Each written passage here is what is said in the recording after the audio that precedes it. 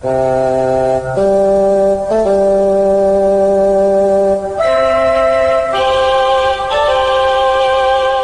Geeks, Two Beers, and a Laptop. Episode 12, Shows That Try to Be Doctor Who, Part 2.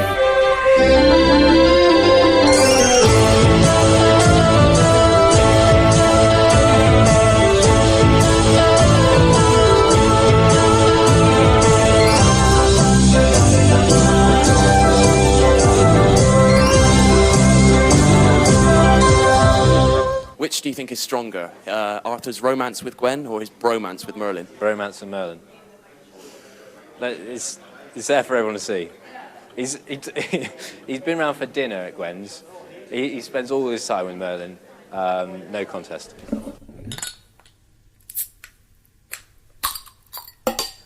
Nice. One. Thank you very much. No spillage. No, not yet. And Hey. two. There we go. Cheers. Cheers.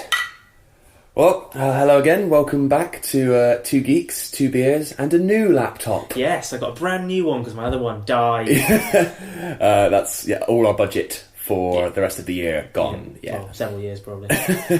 Apologies, you're going to be hearing my droning voice again. I've been hosting too many of these in a row. I should probably do three myself. The next three. Really, yeah, Tom's going to take the reins because it just happened this way that we did a Doctor Who double. This is the second of two episodes. Yeah. After this, there's going to be a Halloween special, which I also ended up hosting. Yeah. So Tom is going to take over the following episode because I'm absolutely knackered.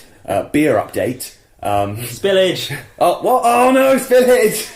Oh god. It's alright. That was well timed. Yeah. Beer update. I know we said we were going to sort of branch out and have slightly fancier beers. We're drinking Carlsberg Export. Mainly because we couldn't be bothered to go to the shops. Yeah, we couldn't be before the bothered. episode, We couldn't be bothered. So these are left over from a summer barbecue. Yeah. Again, big conglomerates, local breweries, even just adoring fans. If you would like to send us beer, please get in touch and we'll sort something out. Postal order. Well, it's all right. This is part 2 of our Doctor Who fill-ins. We didn't really have a proper title for it. Like Doctor Who fill-ins, shows that wanted to be Doctor Who. Doctor Who substitutes. Yeah. Basically shows that when Doctor Who's not on the air, try to be Doctor Who. So in the previous episode we covered shows in the 16-year period between 1989 and 2005, shows that tried to fill the Doctor Who void. Now this episode is going to be all about the shows that were inspired by Doctor Who coming back in 2005. Cashing in, ripping it off. Inspired by sounds nicer, but basically cash-ins and rip-offs. But it's not just sci-fi, is it? It's just... No, it's just anything that tried to fill the sort of Saturday night, or not even Saturday night, just sort of weekend, tea time slot, family adventure series that were inspired by Doctor Who. Yeah. Alright, so let me paint you a picture. So, Smooth. it's Saturday, March 26th, 2005. Yeah. Doctor Who, back on BBC One, first time in 9 years, first series in 16 years. Imagine an 18-year-old Morgan Jeffery. He's excited. He's in his living room. All of his mates down the pub. True story. Oh, God. All down the pub. Not Morgan, no, he's at home with beans on toast. Did they at least know that you were a big fan and they just left you there? It was sort of a little bit, it was because obviously it wasn't cool. Doctor Who coming back kind of made it semi-cool. At the time, it was not cool at all. Morgan later went to the pub. Made his excuses. No one believed him. Everyone knew. Everyone knew that Morgan was watching Doctor Who. I have to refer to it in the third person. It's still too traumatic to relive. But Doctor Who, it came back. It was obviously an enormous hit. I was but one of 10 million that tuned in. I watched. I remember I was watching. Even you watched? Yeah. Yeah, but I did watch. I wasn't cool enough to be out on a Saturday night anyway. But no, at least I had plans. Yeah. It was the highest rated new Doctor Who episode until that Christmas special with Kylie in 2007. The Kylie factor bumped it up to 14 million. Wow. But I got a little trailer here. This was the sort of series trailer from when Doctor Who came back in 2005. Do you want to come with me? Because if you do, then I should warn you.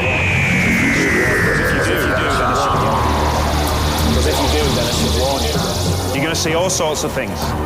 Ghosts from the past, aliens from the future, the day the Earth died in a ball of flame. It won't be quiet, it won't be safe, and it won't be calm. But I tell you what it will be. I'll tell you what it will be. The trip of a lifetime.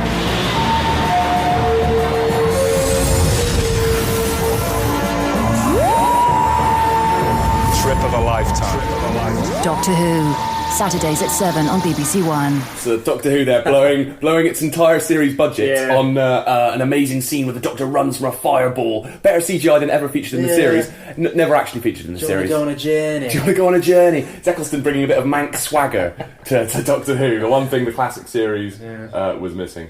So Doctor Who was an enormous success. Don't talk with your mouth full. It's full of beer.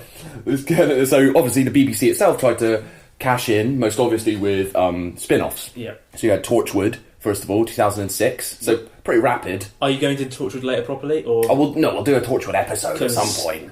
Baffled by that, but we'll get on the Torchwood. Yeah. Torchwood was basically like Doctor Who, but Sexathon.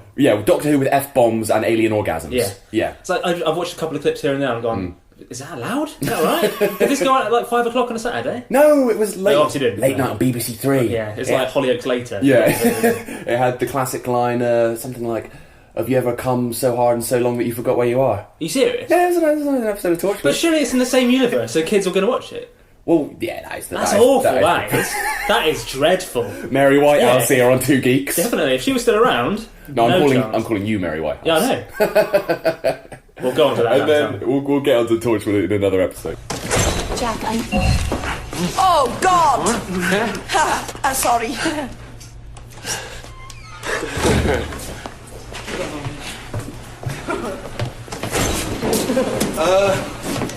Yanto, I'm sorry, I didn't realise. Doesn't matter. And I wouldn't have come in if I'd known. Always room for one more. We could have used you an hour ago for naked hide and seek.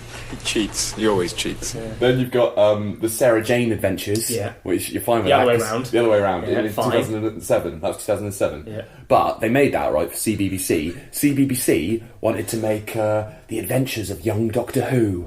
And thankfully, Russell T Davies stepped in. He was like, we're not doing that. No, it's not happening. So instead, we got the Sarah Jane Adventures, which was actually pretty good. I'm sure we'll talk about that at some point. Maybe we should do a Doctor Who spin-offs episode. Alright, but then you also had, on BBC and ITV, these inspired shows, these copycats, these rip-offs. First of which was not the best. It was can you guess which one I'm talking about? Could be any. Aside from like all of these programs. It was Robin Hood. Yeah. Robin Hood, which aired 3 series between 2006 and 2009. So that was my thing with Robin Hood. I remember I watched, again, it was a Saturday night, I wasn't out. I was in. Uni. This was at uni. Oh, okay. But look, I always had plans. I put them aside. For Robin Hood. Well, because I was excited. Robin Hood, I was like... for the premiere? Yeah. And not for every single one? No, I never watched it. I literally, and I'm a guy who loves his fantasy TV and his cult TV. I thought, Robin Hood, that's right on my street. Kind of Doctor Who slot, brilliant. Got in a few beers, me and my mates, flatmates, we sat down, and it was just utter toss. Oh, okay. It was dreadful, and I never watched another episode, so everyone's, probably I'll get Robin Hood fans tagging going, you're sure? It got much better. Robin? Yes. Is it really you? Of course it's us. We are home unscathed. An accident? An incident. I am Guy of Gisborne, the new lord of this manor, and your presence here is no longer required. Rumours abound. What rumours? That you are weak. Innocent people are being killed. I cannot allow that. You think you can pick fights with these people and get away with it? The sheriff's robbing us all 20 times over. We will rob him. You made a mistake in Nottingham, trying to be the peasant's hero. In the morning, you shall hang. Everything is a choice, everything we do. I protected people from my village. You must help me. I am helping you.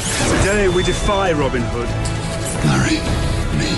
There is no law. We will stop his insane taxes and give them back to the poor where they belong.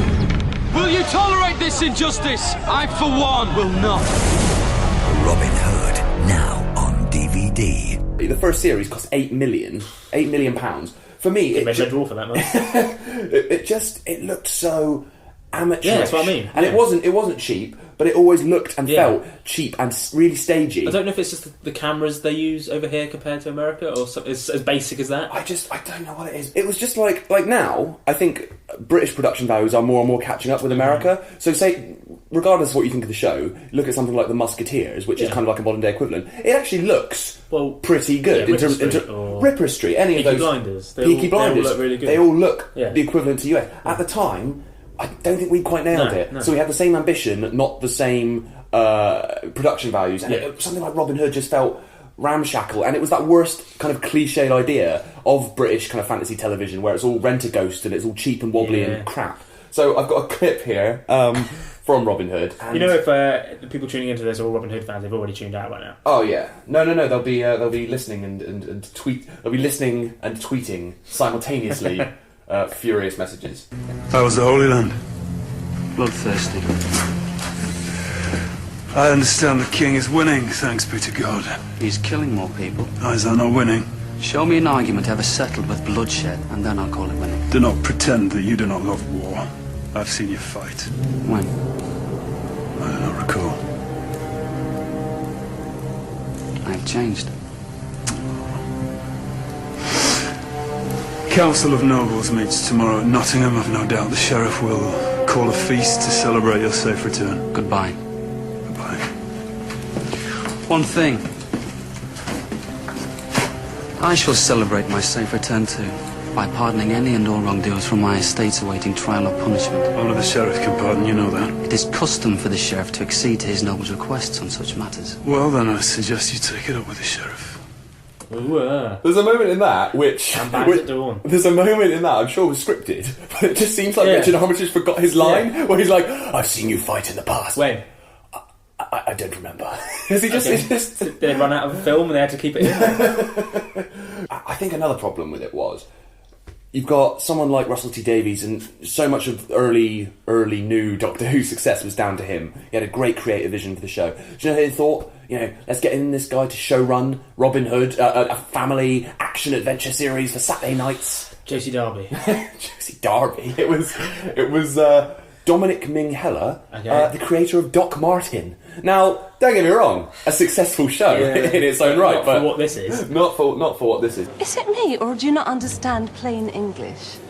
It's you. Robin Hood, it did have a bit of a following, but it just kind of fell apart because the cast pretty quickly jumped ship. Right. So Lucy Griffiths, who was the actress who played Maid Marian, she quit after 2 series, just killed off Maid Marian. You can't kill off Maid Marian. Killed off Maid Marian. Actually, if they did that on Maid Marian. Maid Marian and the Merry Men, it would just be the Merry Men. Which... All really unmerry. It would just be the sad men. Got you, sunshine, you are nipped. What do you mean, man? I haven't done nothing. There is a sell-by date stamped on the bottom of that rat. What's it say, Barrington? 16th of July, 1195. And what's today, Barrington?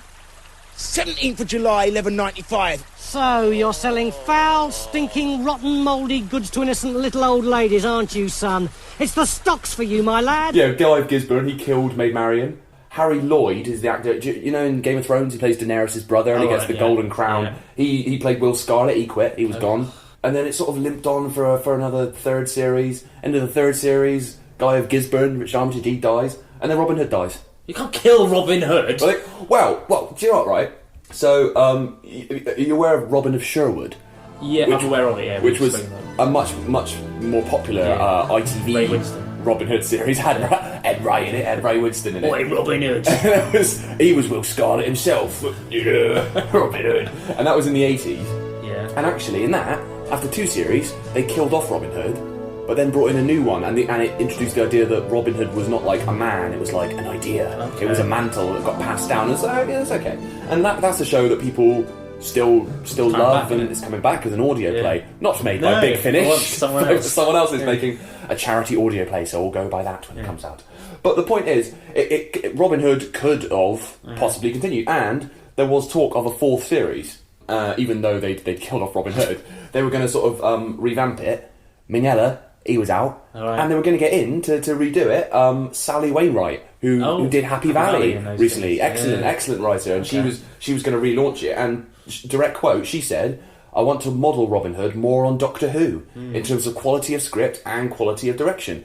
Could have been great, but the BBC decided, maybe fair enough, after 3 series of Robin Hood, time to pack it in. Has there been any other Robin Hood TV series, like in America or anything like that? I know they've done a lot of films. There's a new one coming out, I think. There's Robin Hood Origins. Because everything has to be Origins. With We'll get onto that. Is it Taron Egerton from Kingsman? I think so.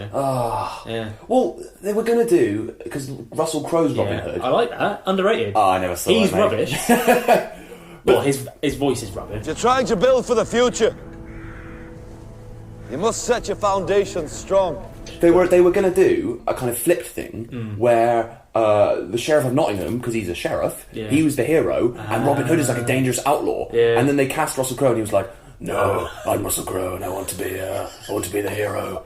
Fighting round the world. My name is Russell Crowe, and I would be the hero. So they just went, "Oh, fine, we'll just make a boring another Robin Hood film." There's a Robin Hood in Once Upon a Time, the American series, played by what's he called? That guy who used to be in EastEnders. Sean Maguire. Ah, brilliant. Still briefly played by Tom Ellis. Tom Ellis then had commitments to Miranda, so he got. I bet he was furious, and he got replaced by Sean Maguire. There's only 2 amazing Robin Hoods for me. Go on. Maid Marian. Yeah, and Costner. Oh no, 3 then. Costner. I like Costner. Yeah. Disney, the Fox. One of the best, if not my favourite Disney film of all time. One of the best. And when Doctor Who did a Robin Hood episode, Robot of Sherwood, written by Mark Gatiss last year, a lot of it was kind of inspired by the Disney version with the animals. Yeah. Underrated. There you go. The first attempt to emulate Doctor Who's success was not a success. No. So next up, you got something that was slightly more successful. Aired 5 series between 2007 and 2011. Guess what I'm talking about? No, it's Primeval. Oh, okay, this is ITV now. So how much do you know about Primeval? My mum loved it. Your mum loved it? And S Club 7, Hannah. She was in it. Yeah.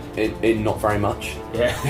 To appeal to the dads. Bring the dads. Yeah. And dinosaurs and that. Dinosaurs and that, exactly. Using the CGI from Walking with Dinosaurs, so it was cheap. But if Primeval was around now... Yeah. They'd love it. It's Jurassic World's the bomb. Well, again, we'll get you. You're reading my mind, man. You're reading my mind. We'll get onto it because so Primeval was kind of the most obvious Doctor Who rip-off wannabe copycat because it was commissioned by ITV as like a direct competitor to go out on Saturday nights. Coming August 9th on BBC America. What's this?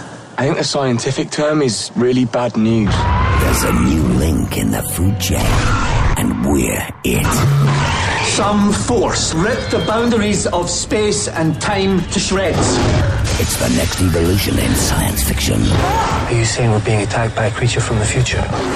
Primeval series premiere August 9th at 9/8 Central on BBC America. So Primeval is about this guy, Nick Cutter, who's played by Douglas Henshall. He's a Scottish scientist dude. I remember it now. He's so grumpy. he was like, always looking off into the distance. Yeah. We gotta stop the dinosaurs. No. The anomalies. Oh, that's it. Yeah. Gotta shut down the anomalies. So he was like part of a team of scientists, and they would work to track down and neutralise these space-time anomalies, out of which they were like holes in time and space, out of which would come like dinosaurs and stuff from the past, but also like future predators they were called, so like creatures from the future that had like evolved and why is it always creatures? Why is it not humans and things? Well, humans did come through as well, a little bit, but it was mainly, I guess, because like humans would see a big glowing ball and be like, oh, I'm not going through that, whereas animals would just run through. Interesting. I've probably given more thought to that than the writers of Primeval ever did. I like the idea. So it was, it was actually alright. And Nick Cutter, he was searching. The reason he got involved in the anomalies was he was searching for his missing wife Helen, and so a lot of the early episodes were just him running about. Helen. No one cares. Show me a T-Rex. Got a little clip here of him searching for Helen. Where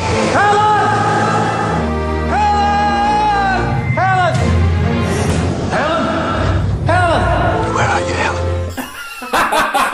Helen! So there was a lot of that. He probably wishes he never found Helen, because when he did, turned out she had gone missing because she had gone travelling through time through the anomalies, turned into like this uber bitch. Oh. She then like shot him and killed Cutter. She was just evil. Killed him? And then she got killed by a velociraptor. Oh, right. And that was the end of that. Oh, after all that.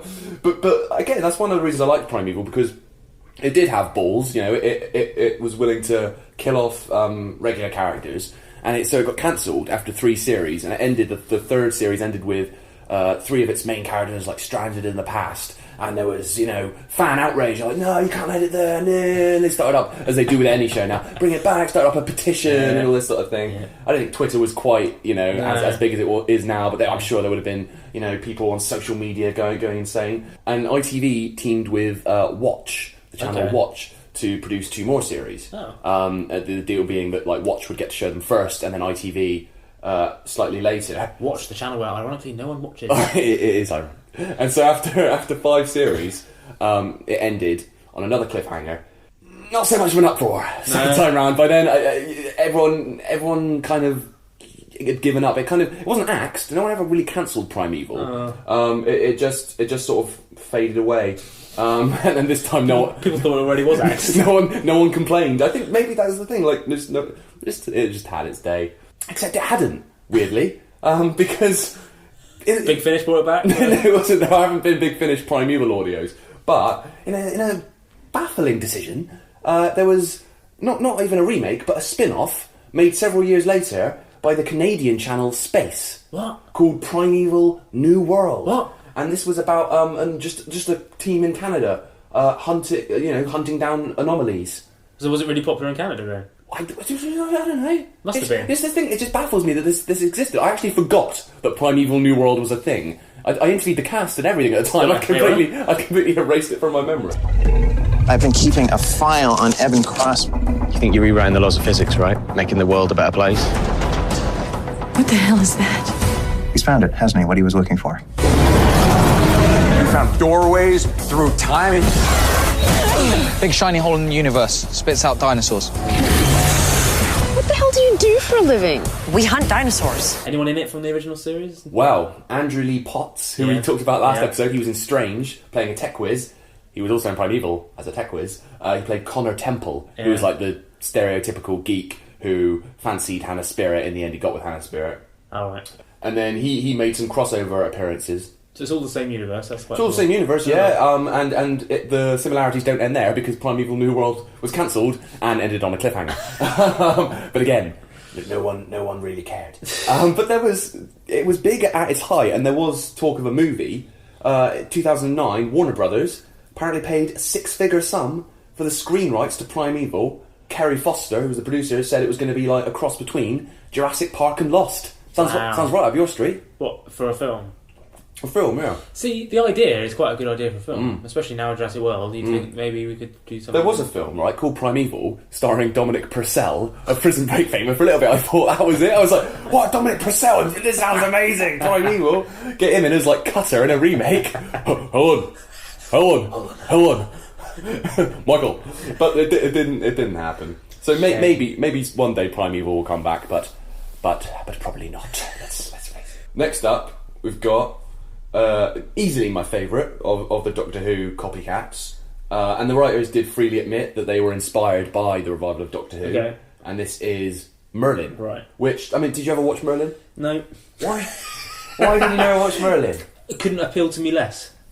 Why not? I'm surprised it appeals to you, really, because all this fantasy nonsense, which you're not really. Yeah, but I'm not a big fan of like straight-laced fantasy where it's ludicrous, and you've got people called like Game of Thrones. You've got people called like Flangar of the Flobos Gibbos, but it's like I am Flangar of the Flibos Gibbos, and it's like, oh yeah, and fans are like, I'm gonna read 600 pages about you, and here's a little map, and it's like, you know, he's called Flangos of the Flibos Gibbos. It's ludicrous. That's why I like Doctor Who. Yeah, before people start, it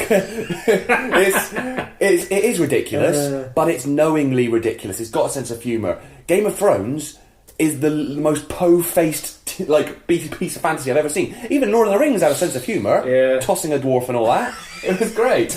Merlin. He's throwing a dwarf. He says tossing a dwarf. Yeah, but then just in case.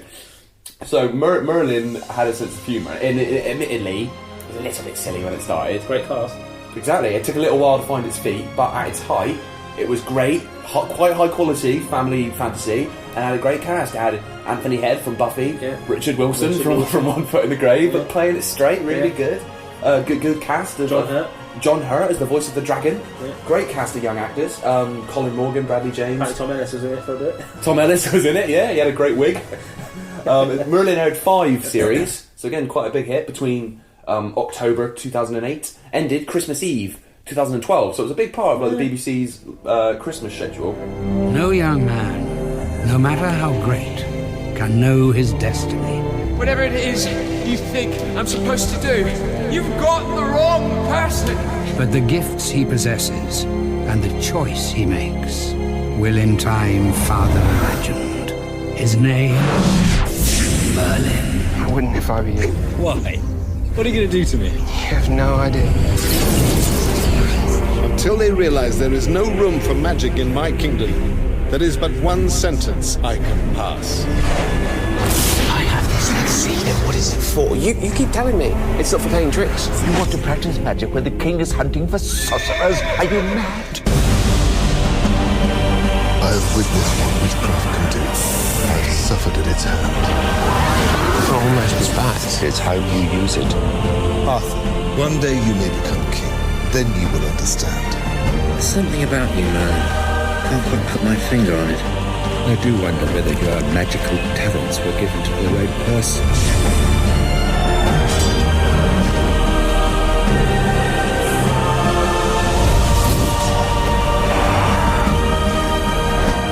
I need to know more!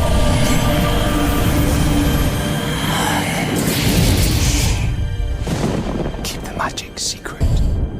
Talking about, Robin Hood origins, Merlin was a little bit ahead of its time, because now you got everything from, Robin Hood to Gotham to Hannibal to Bates Motel, everything's like delving back into the origins. I was saying it's going to end up, we're going to have like... But not Halloween yet, you're... my great... I had a great idea for a Halloween prequel, which we'll get into in the next episode. But... it's going to get to the stage now with comic book saturation where we're literally going to have like Dr. Octopus Origins coming to Fox, and it'll be like meet Otto Octavius, the man behind the arms, and it'll just be like him just in a lab. Norman Osborn before he was the Green Goblin. Well, there's the John McClane film coming out, which is John McClane before he was... They're going to do Die Hard before John McClane. But the whole point of Die Hard was that before that moment he was just a random cop. Yeah. A bit of a brute, but nothing special. The whole point of Die Hard is that John McClane isn't an action hero, so that he's vulnerable and he's not a Superman. Yeah. If he'd faced terrorists beforehand, the whole idea of the film is undone. But who cares when you can make a crap blockbuster starring Joel Kinnaman, probably. But if it's a film, it's not like if it was a TV series, they could maybe turn it into a cop show and cop drama and just, have John McClane's, his sort of humour and the way he deals with people. But if it's a film, then it's obviously going to be an action film. Yeah. So what the fuck are they going to do? Stop making prequels. Yeah. At least it won't be Jai Courtney. This is what we've come to. It could be. What if they cast Jai Courtney as he played his son, so he's playing the young McClane? Yippee-ki-yay, motherfucker. Merlin was a little bit ahead of its time in that it had him as a young man teaming with Prince Arthur, not King, and they would battle monsters and magicians, but in a land where magic was forbidden. So it's kind of Smallville, basically, but with Merlin instead of Clark Kent, and a lot less sort of teenage hormones flying about, though there was plenty of romantic tension, most of it between Merlin and Arthur, or Merthyr, as the fans like to call them. Oh, I'm sorry, I didn't mean to scare you. You didn't scare me, I was asleep. Why've you got that stupid smile on your face? It's nothing. Why were you sleeping with your head on the table? Fell asleep while I was reading. What were you reading? I am the King of Camelot. I do not have to answer to the likes of you. Oh, you're in a good mood. You obviously got out of the wrong side of the table. So like Hannibal and things. Well, Hannibal and... Well, we've talked before about how if people want to ship, as it's known in this day and age, absolutely fine. But it's the randomness of the pairings. Yeah. So, okay, Merlin and Arthur, they were the main characters, and the writers played up to it, a bit like on Hannibal with Will Graham and Hanagram. Well, you said the other day, by the end of the show, because no one's watching, they were like, let's just let them... Yeah, no one was watching Hannibal by the end, so they just kind of wrote it for the fans, which is fair enough. And then this one, they wrote it for the fans. But like something like Sherlock, where it's obviously like people see, pairings of Sherlock and John, and they like that, fine. But, well, go on. Well, if you go on DeviantArt... It's a great website if you need just examples of just artwork about anything, really. But it's full of these strange kind of anime cartoon drawings that fans do of characters in things, and it's any pair you can think of. So from Sherlock, it was Mycroft and Lestrade, Mystrade. And so we got Mark Gatiss and Rupert Graves just getting it on. And these are two characters who have never shared a scene. No, and it's like, what in your mind put that together? And it's not them going, let's take a piss. They genuinely mean this. Yeah. And you got the best fan fiction ever had was Elrond and Captain Picard.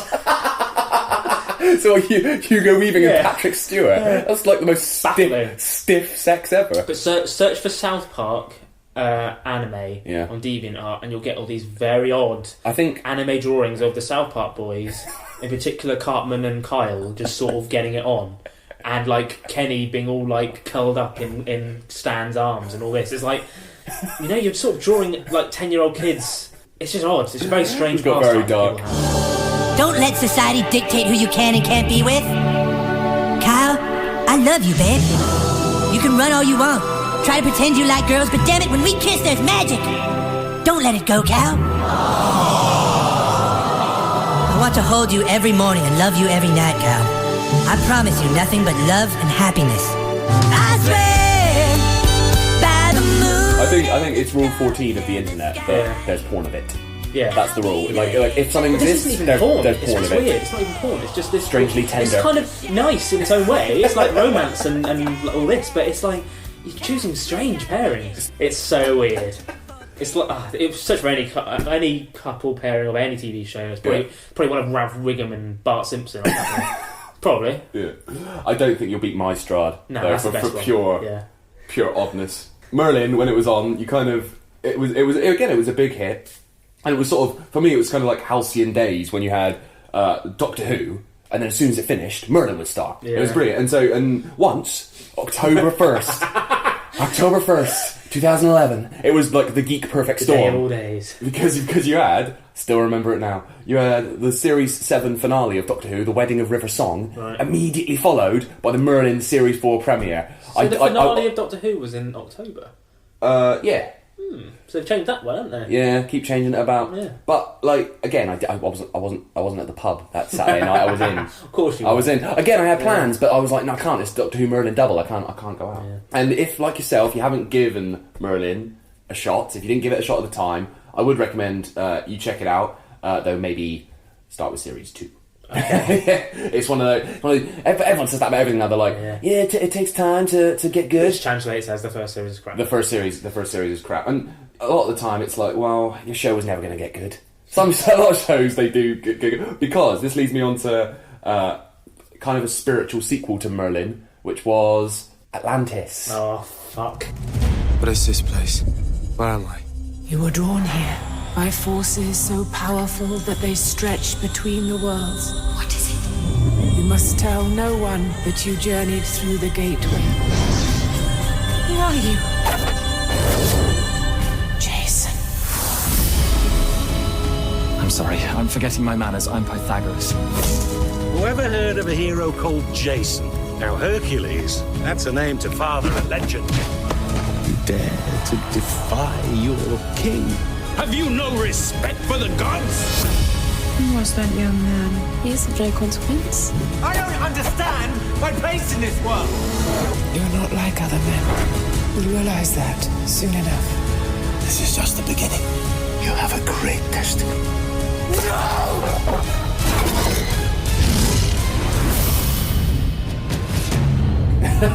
Right, I'm here. I was out. No, at that point. I'm happy to let Merlin go because I quite like the King Arthur legend, and it's got a really good cast. Whereas this, what are you talking about? Jemima Rooper. I know. Mark Addy. I know.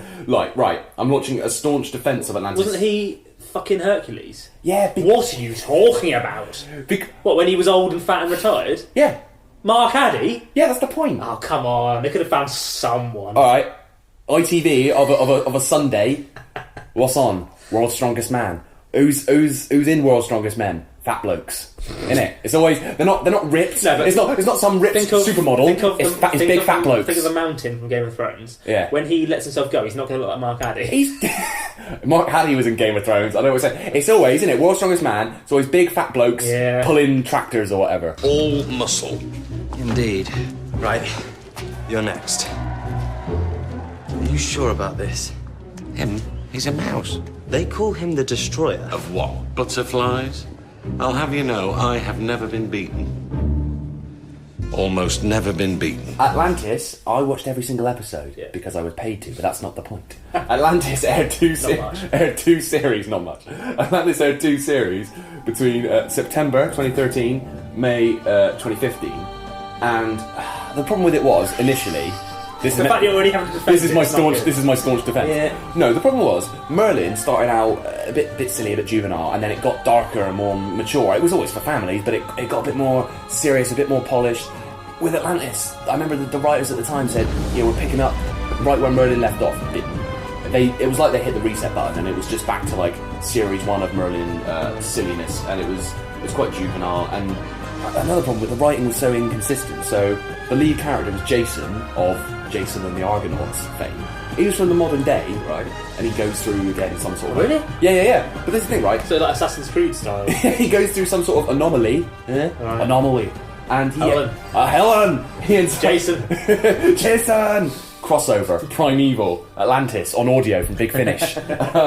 So he ends up in Atlantis, right? And there's the odd moment where someone goes like, hi, I'm Hercules, or I'm Medusa, and he sort of goes, oh, sort of raises his eyebrow. Yeah. But they sort of forget. It's really weird. And like a few episodes later, he's like talking in ye olde language, and they just completely forget that he's from the 21st century. Has it ever come back again? Very odd. No. It's really weird. Well, they just forgot that. Oh shit, he's from like 2013. Yeah, it's not like you think he'd be like, I gotta get home. I don't know why he's American, but he's like, I've got to get home. But right, this is the thing. So the writers really gave themselves, maybe they read some of the reviews, they gave themselves a real boot up the arse for the second series, and it was a lot darker, was a lot more polished, and it was a lot better. And I think it kind of was on the rise. But because, whereas something like Merlin had a slightly, dodgy for a series, but Doctor Who was at its height, that kind of buzz around these sorts of shows was so high, when Atlantis, kind of misfired slightly, the buzz was no longer there for these sort of fantasy shows. It wasn't given the chance to kind of grow, and maybe it could have become something great, but we'll never know. Our final show, that was inspired sort of by Doctor Who, I don't think anything could have saved it. Money, maybe more time with the scripts. BBC or ITV? This was ITV. I don't know if you'll have even heard of this. It aired, mercifully, just for one series, in early 2009. It was very much the Strange of its time, in that the great premise, but the execution was terrible. Britannia High. It wasn't Britannia. That was our response to Glee, if anything. Although I think it preceded Glee. Yeah. So yeah. Don't know, what is it? Demons. Oh yeah. Remember Demons? You sort of, So Demons, right, this sounds good. Again, I'm always let down by these things. I'm like, that sounds good. Robin Hood, that sounds good. A demon hunting ex-priest, that sounds good. Isn't this just strange? Well, he's a London teen... No, that is strange. Yeah, but right. Yeah. I thought you were describing it. No, so this is about a London teenager finds out he's the last descendant of Van Helsing. Oh, right, like you do. Yeah, and he teams up with his demon-hunting godfather and Mina Harker, who's the character from Dracula, but she's like a vampire, and she's still alive. Did he know that his father, his godfather? His godfather. Did he know his godfather hunts demons, or was that just by chance? What do you mean? But did he find out he hunts demons after he found out he was a Van Helsing? No, his godfather tells him that he's the descendant of Van Helsing. So he didn't already know that his godfather hunted demons? No. So he found that out at the same time? Yeah, that's the pilot. I would have thought it hilarious if he knew that his godfather hunted demons, and he knew that was the case, and he goes, that's a bit strange, but I'll let it go. It's a hobby. And then he finds out, we're not related to any famous vampire demon hunters, are we? So Godfather, was that his real dad? Did he shag his mum? No, I don't think it ran long enough to establish it. He was actually just his godfather, as far as you knew.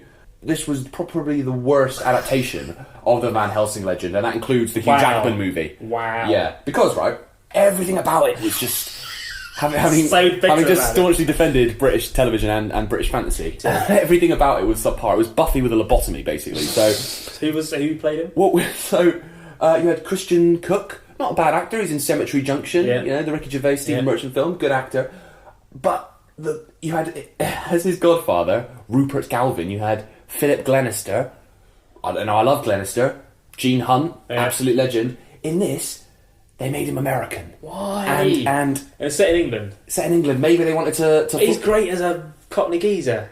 Mancunian geezer. Well, actually, I think he is actually from London. Cockney geezer. The point is, you'll get a few glimpses or you'll hear a few snatches of his American accent in this trailer. I'm not going to say any more. Just have a listen to this. All right. She went with the angel. Gilgamel is not an angel, he's a demon. showtime. Return to the half-life.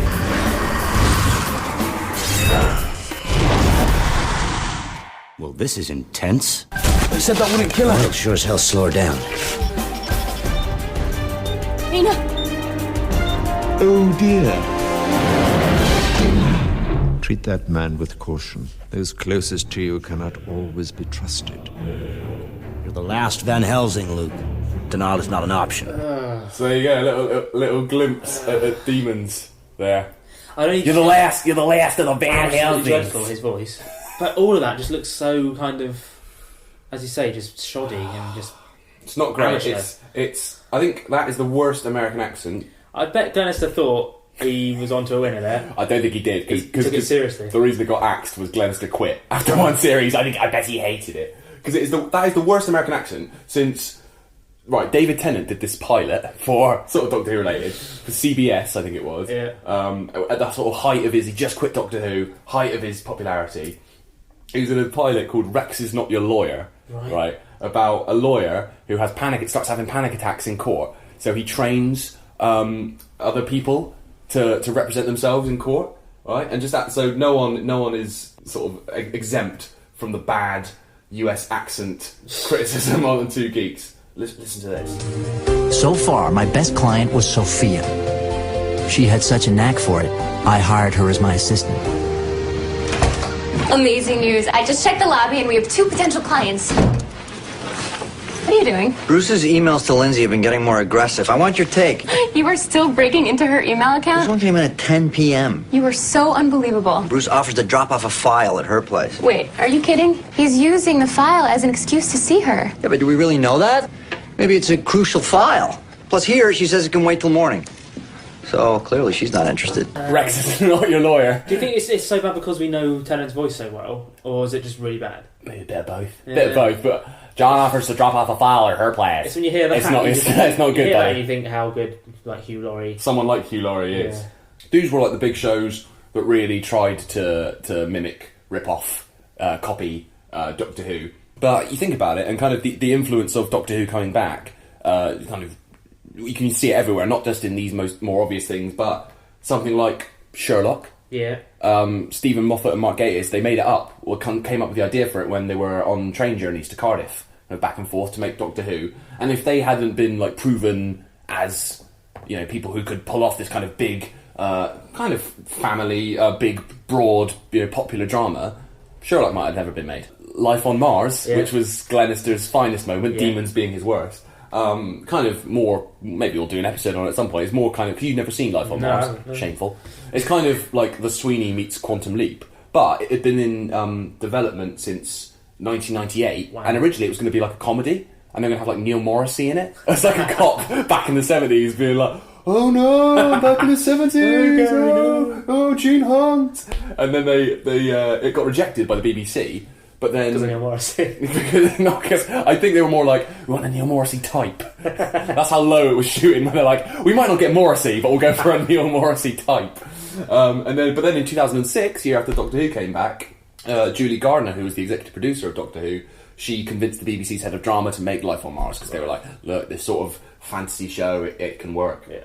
And like I say, something like Atlantis maybe didn't get a shot because post 2005 buzz around fantasy shows kind of cooled off now a little bit, but still shows are trying to be like Doctor Who, trying to emulate its success in 2005. So end of October, ITV are going to make we're going to air Jekyll and Hyde at the weekends. Don't interview Richard E. Grant. That's all I'm saying. Tom had a bad experience with Richard E. Grant. Yeah. We won't go into it any further for fear of slander and libel.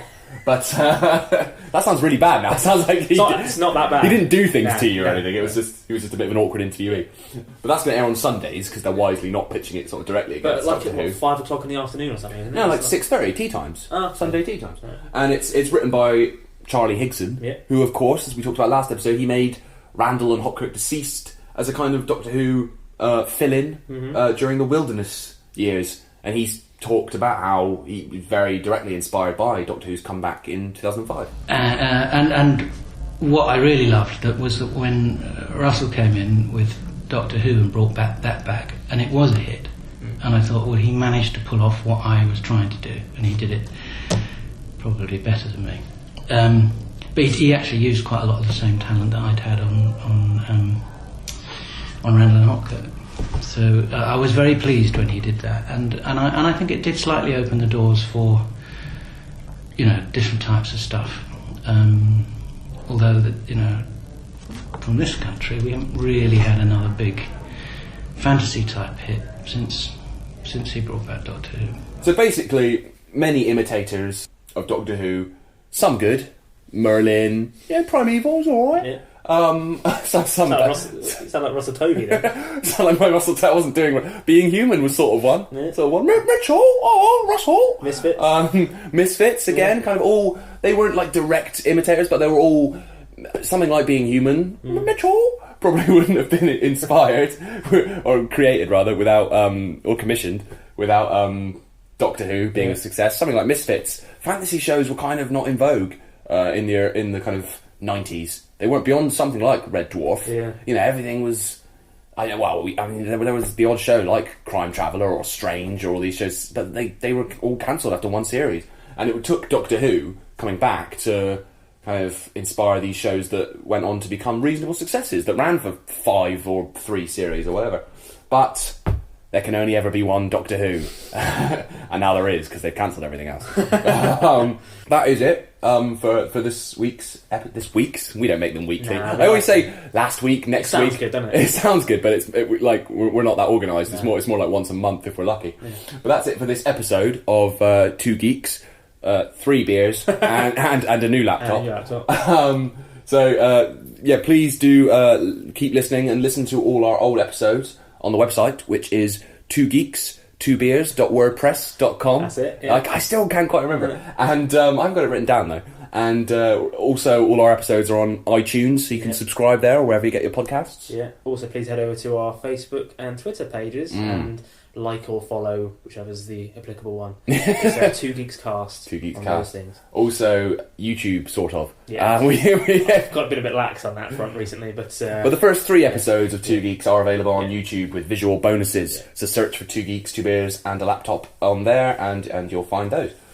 A few little announcements. If you will be at MCM London Comic Con weekend of October 23rd to the 25th, I will be hosting a number of panels, which is exciting. On going up in the world.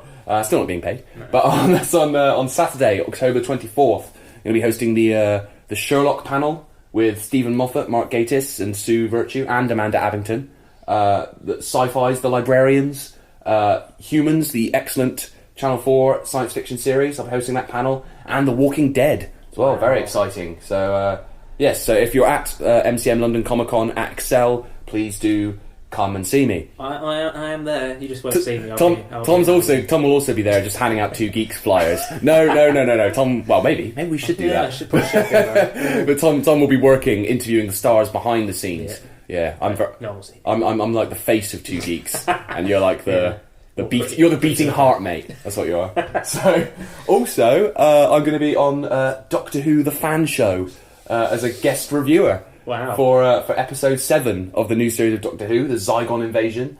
That will be on the official Doctor Who YouTube channel from, I think it's Tuesday, November the 3rd. So, please come and see me there on the interwebs. And I'll be in my pants most evenings. Watching that. Watching it all. You'll just be living vicariously through me, basically. You can download my other podcast, by the way, which is The Whisper Show. Yes, go listen to Tom's other podcast, which is The Whisper Show. Autumnal moods, chilled tunes, and stuff. To play us out, just because we have to have something to play us out, and I've been launching a lot of staunch defences in this episode. Defence Eye, and I wanted to play the I think the most underrated version of the Doctor Who theme tune, which is from the Paul McGann TV movie. Okay. But a lot of people hate it. But it's great and orchestral, and it's by Oscar nominee John Debney. So let's have a blast of the Paul McGann TV movie theme. Well, Debbers. Just because I like it. Bye.